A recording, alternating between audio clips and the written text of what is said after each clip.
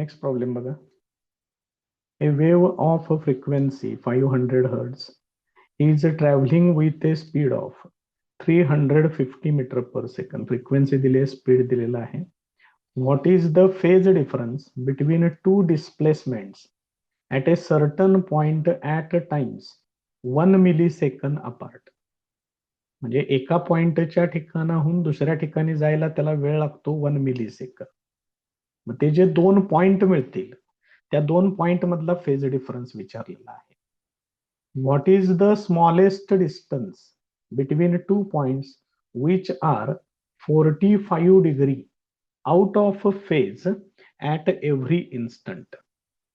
इथं तिने phase difference दिलेला आहे 45 डिग्री आणि आपल्याला पाथ डिफरन्स म्हणजे 2 पॉइंट मधलं डिस्टन्स विचारले. म्हणजे फेज डिफरन्स आणि पाथ डिफरन्स यांच्याशी संबंधित हा प्रॉब्लेम आहे.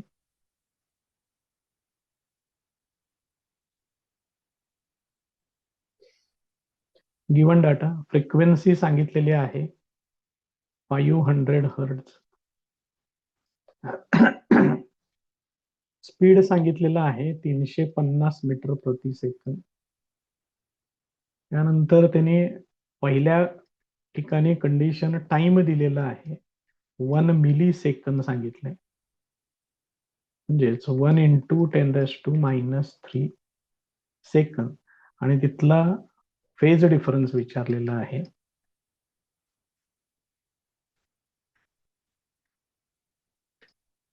दुसऱ्या ठिकाणी स्मॉलेस्ट डिस्टन्स विचारले म्हणजेच तुम्हाला तिथं थोडक्यात पाथ डिफरन्स काढावा लागेल आणि तिथं त्यांनी फेज डिफरन्स दिलेला आहे 45 डिग्रीचा. 45 डिग्री म्हणजेच π/4 हे तुम्हाला घ्यावं लागेल. बघूया काय काय करायला लागते ते. सिंपल आहे प्रॉब्लेम, काय फार विशेष नाही आहे जास्त.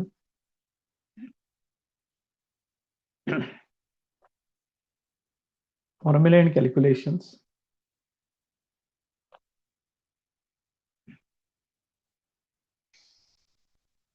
V equal to N lambda. याच्यावरून तुम्ही लॅम्बडा काढून घेऊ शकता. लॅम्बडा इक्वल टू येणार व्ही अपॉन एन. व्ही किती सांगितलेला आहे 350. त्यानंतर एन सांगितलेला आहे 500. 1 0 कॅन्सल होईल. त्यानंतर हे होणार 3.5 divided by 5 that is equal to 0.7 metre. ही झाली इथली वेव्हलेंथ. एक व्हॅल्यू तुम्हाला इथं मिळालेली आहे. आता त्याने पुढं काय केलेलं आहे बघा. फर्स्ट पार्ट मध्ये त्याने टाइम दिलेला आहे. फर्स्ट पार्ट मध्ये time equal to 1 milli second सांगितलंय. मग एवढ्या वेळेत कव्हर होणारं डिस्टन्स काढूया. मग स्पीडचा दुसरा काय फॉर्म्युला आहे. Speed equal to distance divided by time.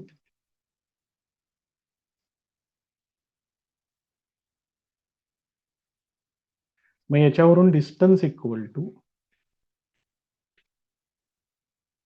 V into time म्हणजे speed into time.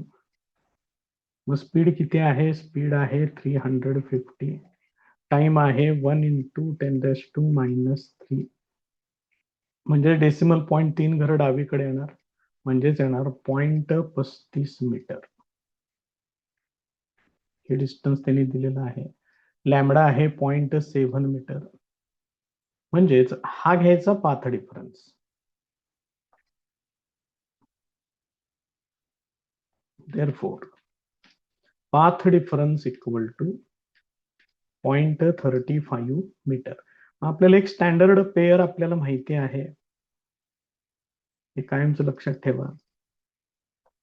Path difference जर लॅम्बडा असेल तर करेस्पॉन्डिंग फेज डिफरन्स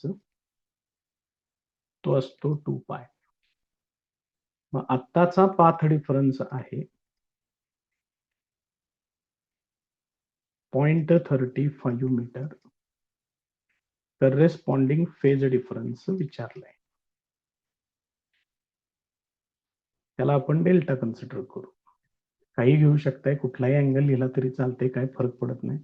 मग इथं ratio lambda upon 0.35. This is equal to 2 pi upon delta.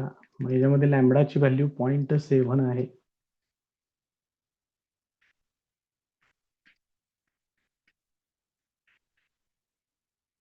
असेल.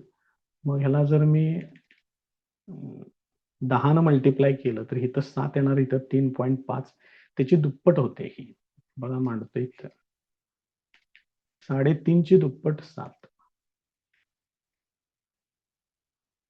म्हणजेच हे किती येणार, हे सोडवलं तर 2चा भाग लागेल. इक्वल टू 2 लिहिलं इथं.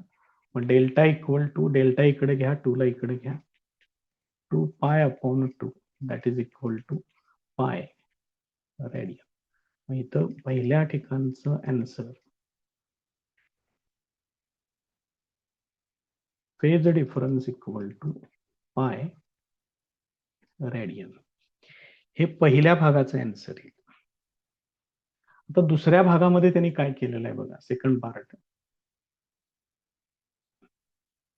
हे बघा इथे पाथ डिफरन्स विचारलाय, फेज डिफरन्स सांगितलाय π/4. बघूया परत एकदा हाच फॉर्म्युला घ्यायचा आहे आपल्याला. हे बघा इथं जे दिलेलं आहे आता आपण जे मांडलं तेच परत एकदा मांडायचं आहे. फक्त फेज डिफरन्स π/4 सांगितलंय, एवढं लक्षात ठेवा.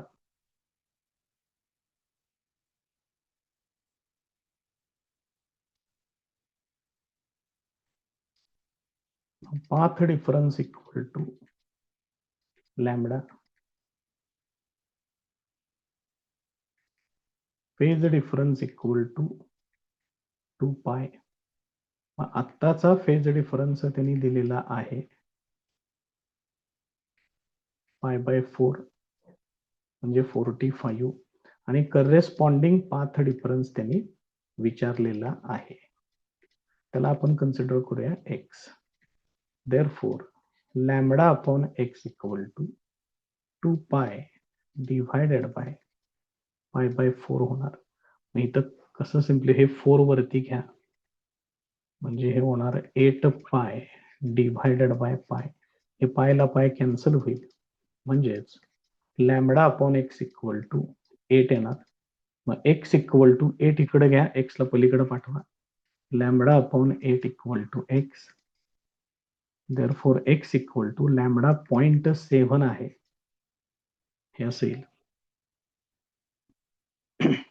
मग आता हे आपल्याला सोडवावं लागेल.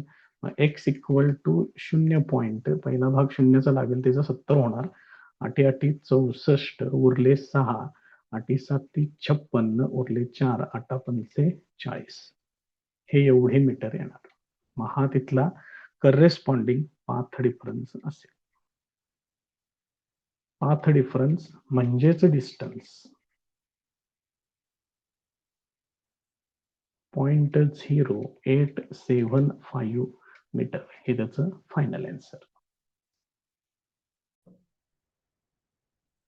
नेक्स्ट क्वेश्चन बघा.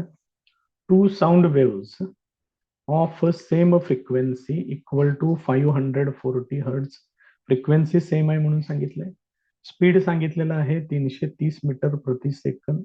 What is the phase difference between the waves at points which are 3.5 metre from one source and 3 metre from the other if the sources are in phase, असं सांगितले.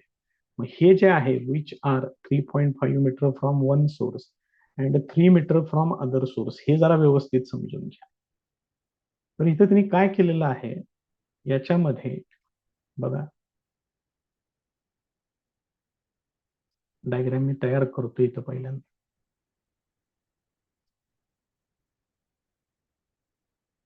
हे समोर स्क्रीन दाखवतोय. इथं सोर्स S1, इथं source S2 या ठिकाणी.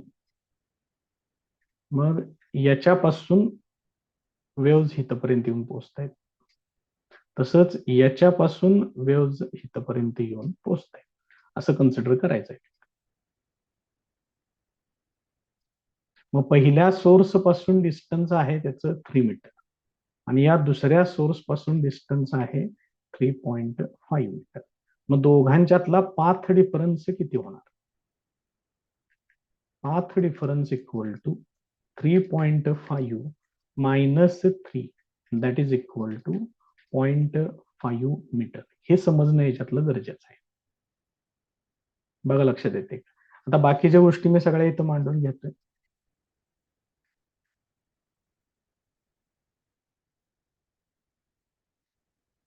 Given data frequency सांगितलेली आहे 540 हर्ट्झ. त्यानंतर स्पीड दिलेलं आहे त्याचं 330 मीटर प्रति सेकंद. बाकीचं जे काय सांगितलंय ते इथं सगळं डायग्राम मध्ये मी केलेलं आहे काम. विचारलंय त्यांनी काय आपल्याला फेज डिफरन्स विचारलेला आहे. Phase difference equal to question mark. पुढचा सेक्शन घेऊया.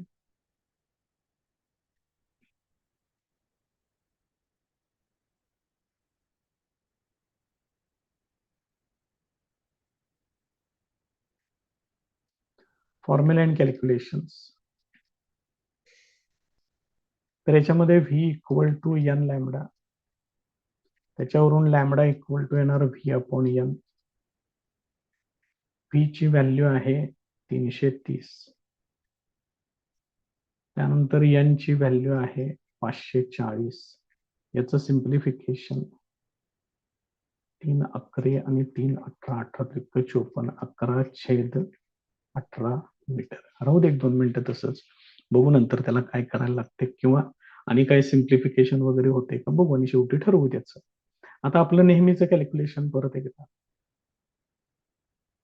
Path difference equal to lambda.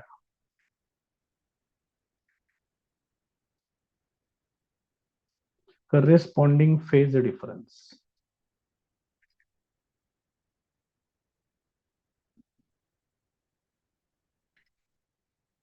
Equal to 2 पाय.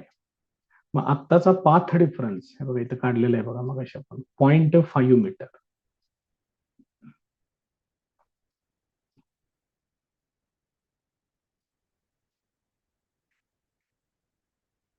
करेस्पॉन्डिंग फेज डिफरन्स विचारले.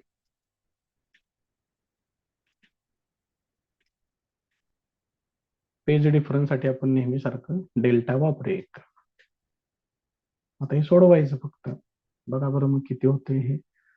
Lambda upon 0.5 this is equal to 2 pi divided by delta. हे लॅमडा बघा किती 11/18 11/18. इथे येणार 11 डिवायडेड बाय 18 0.5 म्हणजेच 1/2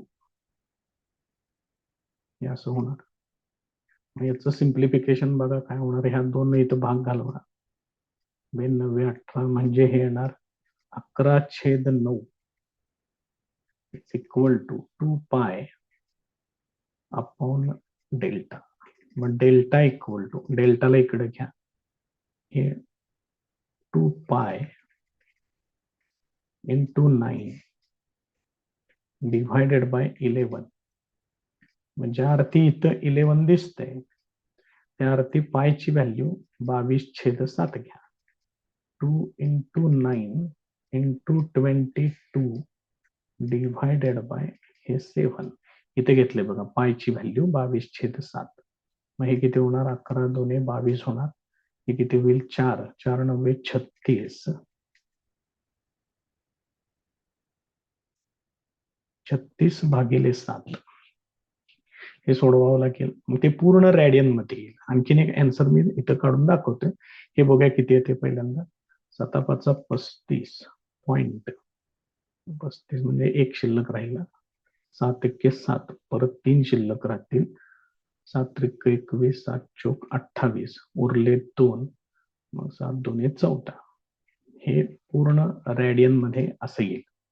किंवा इथनं आणखीन एक, जर मी पाय तसंच ठेवला समजा, तर हे किती होईल 9×2 = 18/11 इंटू पाय हे असेल. इथं 11 भाग घालवा फक्त. 11×1 = 11 उरतायत 7 70 होणार. 11×7 = 66 उरले 4 म्हणजे 11×3 = म्हणजे 40 होणार ना तेच काहीतरी पुढं असं या पद्धतीने घेईल. बघा काय आहे ते. मग तुम्ही हे असं लिहिलं तरी पण चालते, असं लिहिलं तरी पण चालते. तुम्हाला कुठलं बरं वाटतं ते तुम्ही ठरवा. हे जास्त योग्य, कारण परत पुढे कोणी म्हटलं की हे का सोडून नाही, विनाकारण मार्क जायला नको. बघा काय सांगितले पुढे. A sound wave in a certain fluid is reflected at an obstacle to form a standing wave. Standing wave म्हणजेच stationary wave. Distance between two successive nodes is 3.75 centimeter. Velocity of sound is तिने दिलेले आहे 1500 metre प्रति second. Find the frequency. Given data.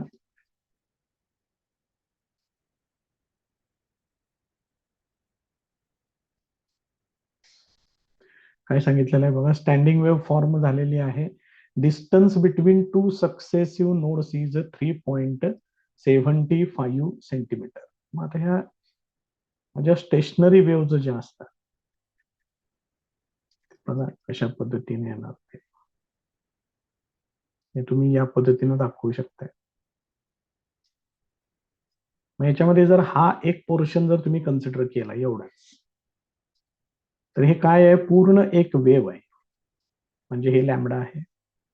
त्यानंतर हे जे points आहेत minimum अँप्लिट्यूडचे ते वेगळ्या कलरनं दाखवतो इथं. या ठिकाणी अँप्लिट्यूड मिनिमम आहे, यांना म्हणतात नोड्स. इथं पण एक नोड आहे. त्यानंतर हा जो मिडल पॉइंट आहे, ज्या ठिकाणी अँप्लिट्यूड मॅक्सिमम आहे, तो आहे अँटीनोड. तो इथं पण असणार आहे, इथं पण एक असणार आहे. मग आता त्यांनी काय सांगितलेलं आहे की दोन सक्सेसिव्ह नोड्स मधलं डिस्टन्स 3.75 सेंटीमीटर आहे. म्हणजे इथे एक आहे आणि इथे एक आहे. यांच्यातलं डिस्टन्स 3.75 सेंटीमीटर आहे. मग हे काय होणार आहे, ही एक पूर्ण वेव्ह म्हणजे लॅम्बडा आहे. मग त्याचं हे निम्म होते म्हणजे लॅम्बडा अपॉन 2 येते. मग distance between two successive nodes, त्याचा फॉर्म्युला तुम्हाला माहिती पाहिजे. Distance between successive nodes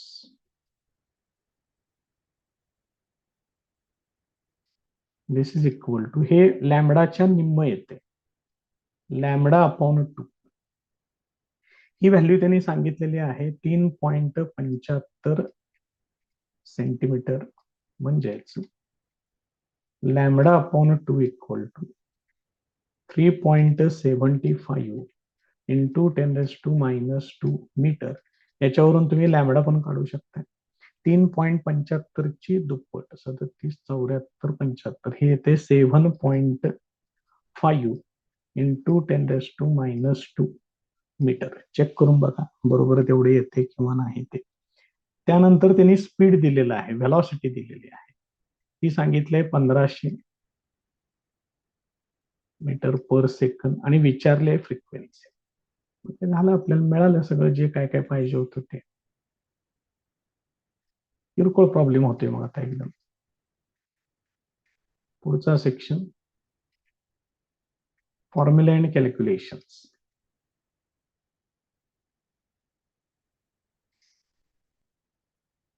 V equal to N lambda. आपल्याला एन विचारलेलं आहे. N equal to V upon lambda. Therefore N equal to V ची व्हॅल्यू आहे 1500 डिव्हायडेड बाय लॅम्बडाची व्हॅल्यू आहे 7.5 इंटू 10⁻². हे किती होणार बघा बरं. एन इक्वल टू 7.5 ची दुप्पट आहे ही, म्हणजे हे होणार 200 आणि हे 10⁻² वरती जाणार, म्हणजे हे होणार 10⁻². ह्यालाच तुम्ही डायरेक्ट आहे असं 2 इंटू 10⁻⁴ हर्ट्ज असं पण लिहू शकताय. किंवा N equal to 20 into 10⁻³ hertz. म्हणजेच असं लिहिण्यापाठीमागचं कारण आहे किलो हर्ट्ज मध्ये कन्व्हर्शन करायचं. त्यावेळेला हे होईल 20 किलो हर्ट्ज. तुम्हाला कुठलं बरं वाटते त्या पद्धतीनं तुम्ही ते लिहून टाका. Next problem, find the distance between two successive antinodes. तेच घ्यायचं. मग अशी distance between two successive nodes जे घेतले लॅम्बडा अपॉन 2, तेच अँटीनोड्स साठी पण घ्यायचं. In a stationary wave on a string vibrating with frequency, frequency दिलेली आहे, स्पीड ऑफ वेव्ह सुद्धा सांगितलेलं आहे. काही विशेष काही नाही आहे जास्त याच्यामध्ये.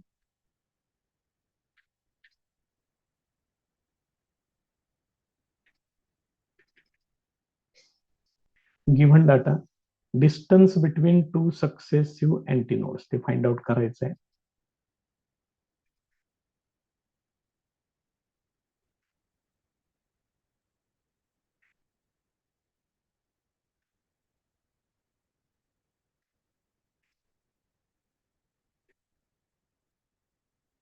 इज इक्वल टू हे विचारले त्याने. त्यानंतर फ्रिक्वेन्सी दिलेली आहे 32 हर्ट्ज, स्पीड सांगितलेलं आहे 48 metre per second.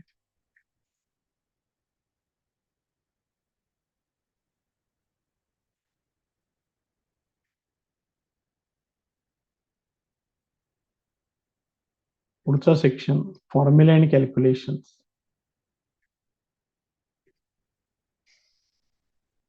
V equal to N lambda, याच्यावरून लॅम्बडा इक्वल टू ते येणार व्ही अपॉन एन. मग व्ही किती आहे बघा, व्ही आहे 48, एन आहे 32. मग लॅम्बडा इक्वल टू हे 16च्या पाड्यामधले आहेत दोन्ही पण. 16 32, 16 48, 3/2 मीटर ही व्हॅल्यू आली लॅम्बडाची. आता डिस्टन्स बिटवीन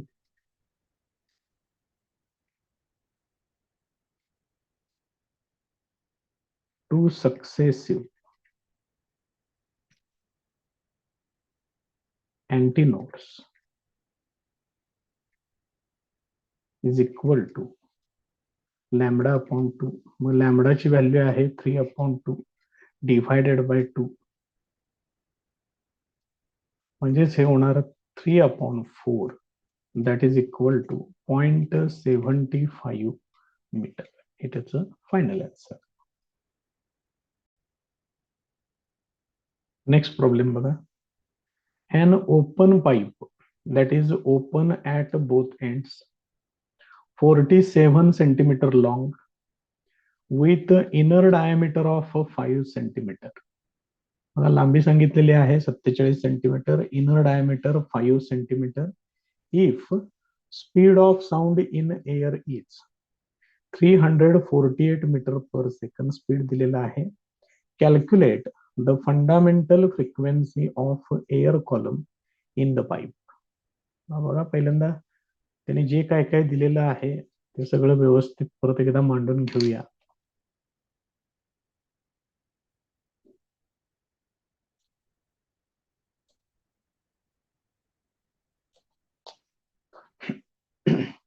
गिवन डाटा,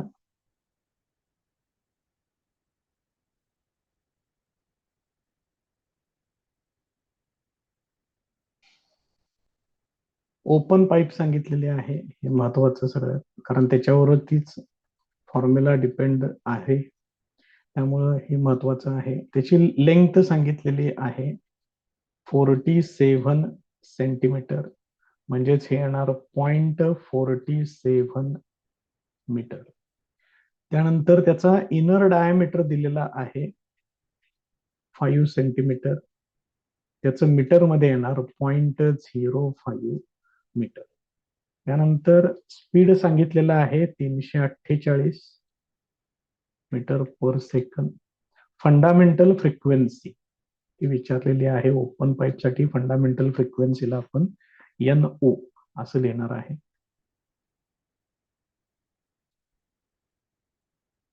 पुढचा सेक्शन आहे फॉर्म्युला अँड कॅल्क्युलेशन्स.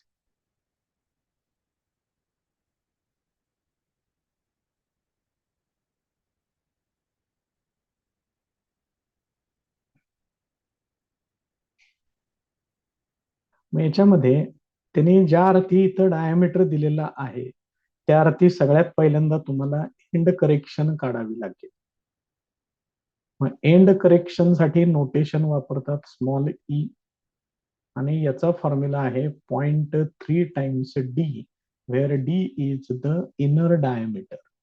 याच्यावरून काय होईल बघा, ई इक्वल टू 0.3 हे स्मॉल डी जे आहे 5 सेंटीमीटर, मी सेंटीमीटर मधलंच वापरतो 1-2 मिनिटं.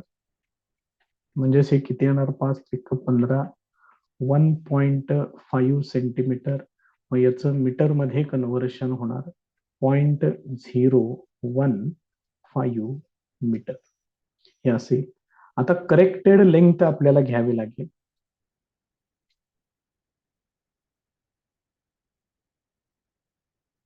मग करेक्ट लेंथ साठी यल घ्यायचं आहे. ओपन ऍट बोथ एंड आहे ही पाहिजे, त्यामुळं ती जी मेजर्ड लेंथ आहे त्याच्यामध्ये एंड करेक्शन 2 वेळा घ्यावी लागेल. नेहमी लक्षात ठेवा, जेवढे ओपन एंड असतील तेवढे एंड करेक्शन घ्यावे लागते. Pipe open at both end असेल तर 2E घ्यावं लागेल. Pipe open at one end किंवा pipe closed at one end असेल तर ई एकदाच घ्यायचं. हे किती होईल बघा बरं, L equal to small L आहे 47 सेंटीमीटरच घेतोय आणि एंड करेक्शन 2 × 1.5 सेंटीमीटर मधल्याच व्हॅल्यूज घेतलेल्या आहेत, प्लस इथं 3 होणार म्हणजेच हे येणार 50 सेंटीमीटर. म्हणजेच capital L equal to 0.5 metre आहे.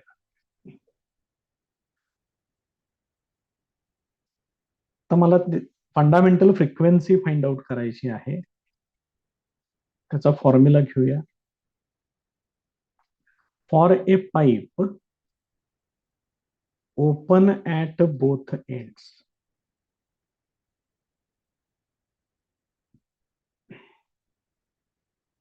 त्याचा जो फॉर्म्युला आहे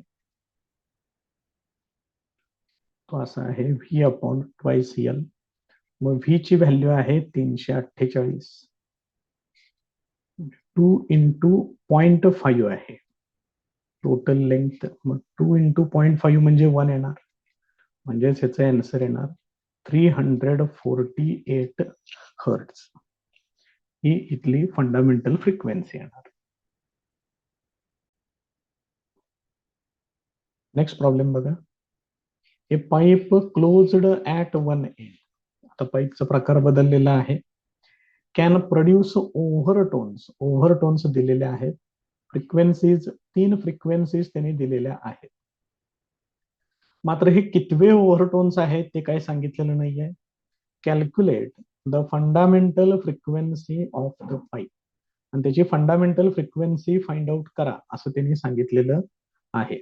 मग पहिलं काम करूया आपण. इथं इथं ज्या फ्रिक्वेन्सीज दिलेल्या आहेत, आता पहिल्या 2 फ्रिक्वेन्सीज आहेत 640 हर्ट्ज आणि 896 हर्ट्ज. हे काय होणार बघा, 896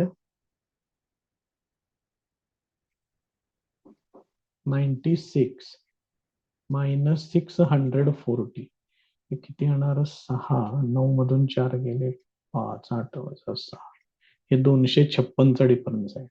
त्यानंतर थर्ड ओव्हरटोन मायनस सेकंड ओव्हरटोन, यांचा डिफरन्स बघा, 6 आणि 6 12, हातचाला 1, 10 आणि 5 15, हातचाला 1, 11 मधून 9 गेले 2. याचा अर्थ इथं फ्रिक्वेन्सी मधला डिफरन्स कॉन्स्टंट राहतोय. ज्या अर्थी फ्रिक्वेन्सी मधला डिफरन्स कॉन्स्टंट राहतोय हे सगळे कन्झिकेटिव्ह ओव्हरटोन्स आहेत. दीज आर कन्झिकेटिव्ह ऑर सक्सेसिव्ह ओव्हरटोन्स, हे महत्वाचं. पण कितवे आहेत हे माहित नाही. पहिला, दुसरा, तिसरा असू शकतो, दुसरे, तिसरे, चौथा असू शकते, सेकंड, थर्ड, फोर्थ. मग हे नेमकं कितवं आहे ते जोपर्यंत कळणार नाही तोपर्यंत आपण काही करू शकणार नाही. इथली फंडामेंटल फ्रिक्वेन्सी असते व्ही अपॉन 4L या पद्धतीनं, कारण pipe closed at one end आहे. त्यामुळे आपल्याला हे सोडवावं लागेल नेमकं ह्याच्यात एक्झॅक्ट काय येतं. आणि ओव्हरटोनच्या बाबतीत जर याच्यामध्ये जर बघितलं तर frequency of pth overtone is equal to, त्याचा फॉर्म्युला असा आहे 2p+1 इंटू NC. त्यामुळे हे सगळे फॉर्म्युले आहेत pipe closed at one end साठी. मग इथं मी आता गिव्हन डाटा नकोच आहे, काय 3 व्हॅल्यूज आहेत त्यांना डायरेक्ट आपण फ्रिक्वेन्सीजच कन्सिडर करू, सोडवायला सुरुवात करू सरळ त्यांचा आपण.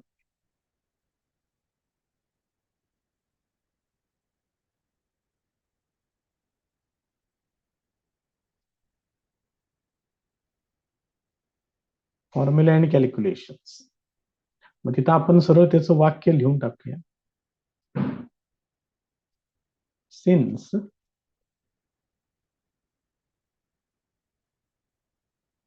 difference between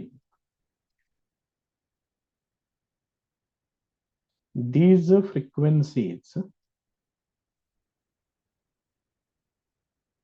is constant, these are consecutive or successive overtones. हे महत्वाचं. मग मी इथं असं कन्सिडर करतोय, ऍझ्युम दॅट, थांबा या व्हॅल्यूज लागणार आहेत मला आता, ठीक आहे. ऍझ्युम दॅट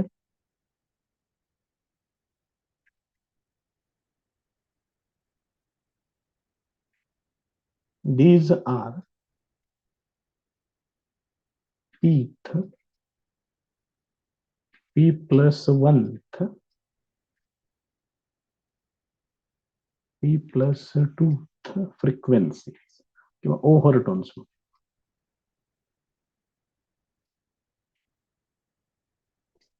Therefore,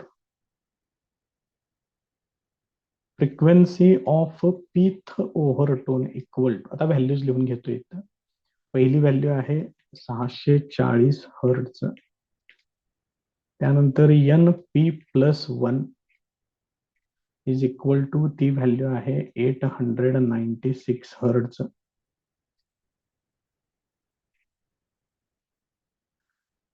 त्याच्या पुढे आहे NP+2, that is equal to 1152 hertz.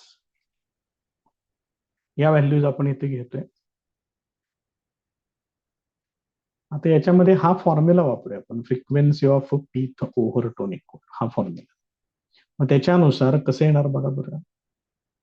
NP equal to 2p+1 into NC, this is equal to 640.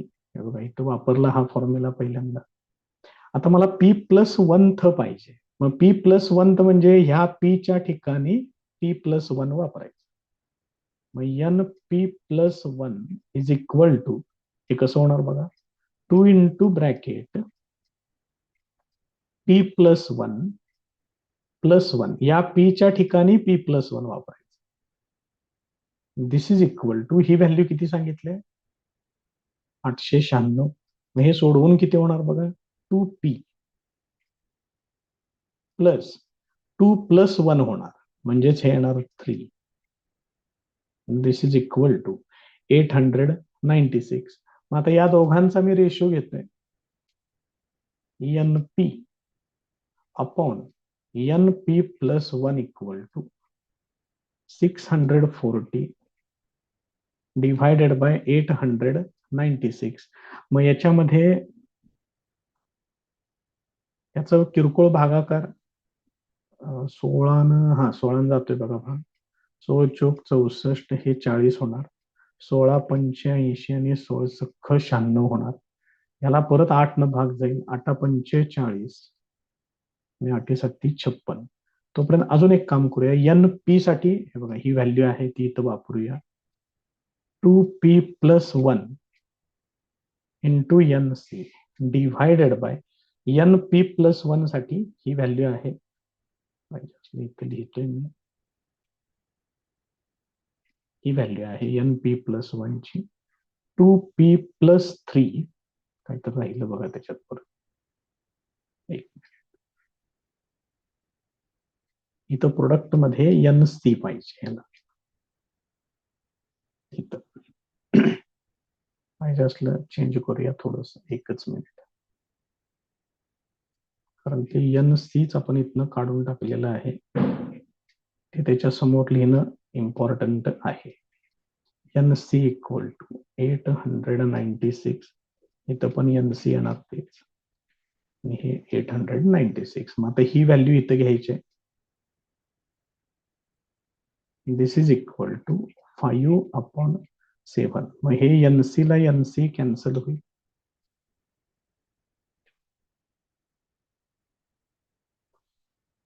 आता हे सोडूया. त्याच्यामध्ये बघा काय होते. 2P+1 म्हणजे 7 ने इकडे मल्टिप्लाय करा, 2P+3 ने इकडे मल्टिप्लाय करा. 7 into bracket 2P+1 this is equal to 5 into bracket 2P+3. हे किती होणार. 14P+7 this is equal to 10P+15. ते 10P इकडे घ्या. 14P minus 10P this is equal to 4P. हे 7 पलीकडे पाठवा. 15 वजा 7 होणार, ते येणार 8. म्हणजेच P इक्वल टू येणार 2. याचा अर्थ आपण काय कन्सिडर केलेले आहेत बघा बरं. आपण ते ओव्हरटोन्स कन्सिडर केलेले होते. P+1 आणि P+2. आता P ची व्हॅल्यू मला काय मिळाली आहे. P equal to 2. Therefore, given overtones are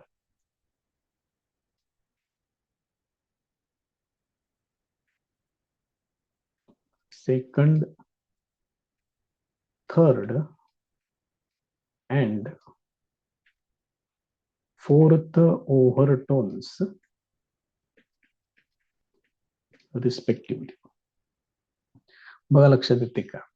मग त्याच्यातला सेकंड ओव्हरटोन परत एकदा मी हा फॉर्म्युला लिहितोय. NP फ्रिक्वेन्सी ऑफ पीथ ओव्हरटोन असं आहे.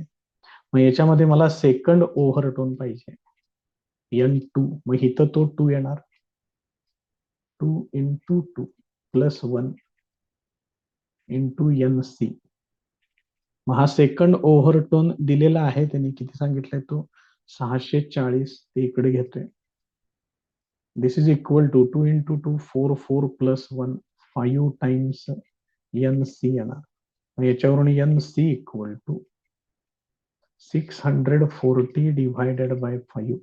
हे किती होते बघा बरं. 5 एक्के 5 उरला 1 5 2 10 आणि 5 48. 128 हर्ट्ज ही त्याची फंडामेंटल फ्रिक्वेन्सी.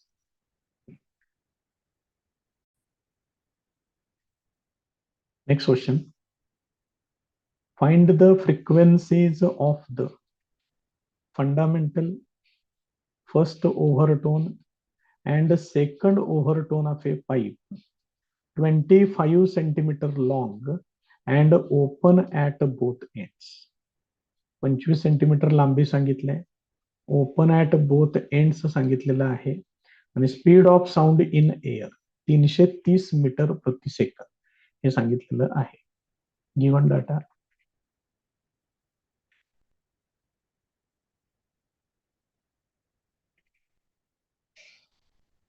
फ्रिक्वेन्सीज आपण एक एक सगळ्या घेऊया. त्याच्यामध्ये पाईपची लेंथ सांगितलेली आहे 25 सेंटीमीटर म्हणजेच 0.25 मीटर म्हणजेच 1/4 मीटर.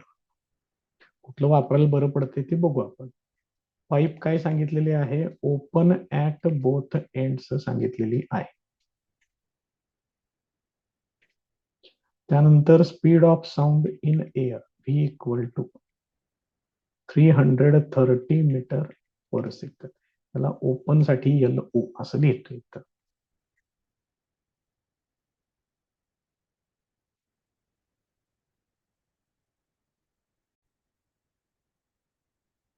Next section. काय विचारले आपल्याला ते घेतलं का बघा, सगळं व्ही वगैरे सगळं घेतलेलं आहे.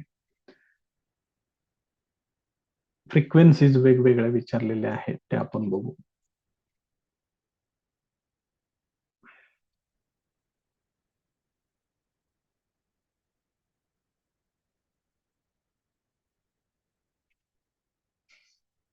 फॉर्म्युला अँड कॅल्क्युलेशन्स काय विचारले ते आपण इथं बाजूला ठेवूया. For a pipe which is open at both ends.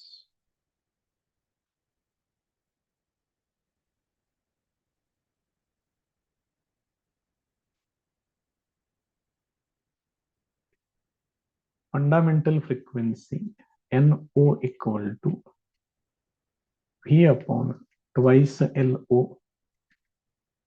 त्याच्यामध्ये व्हॅल्यूज वापरूया आता आपण.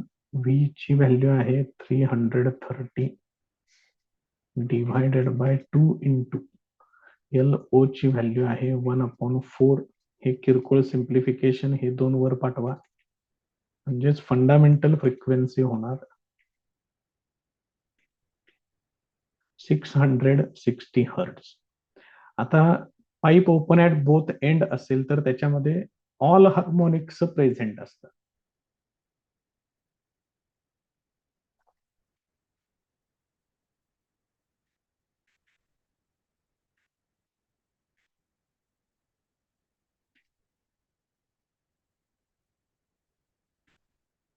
For a pipe open at both ends,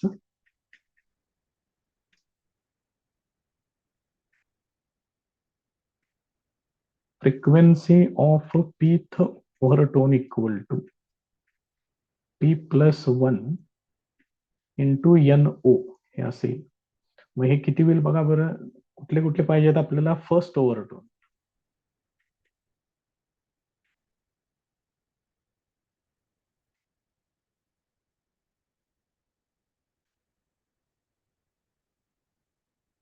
therefore frequency of first overtone equal to 1+1 म्हणजेच हे होणार ट्वाइस NO म्हणजे त्याची दुप्पट 2 इंटू 660 हे 1320 हर्ट्ज 1320 हर्ट्ज येते. त्यानंतर सेकंड ओव्हरटोन साठी फॉर्म्युला तोच आहे, फक्त पी ची व्हॅल्यू 2 घ्यावी लागेल.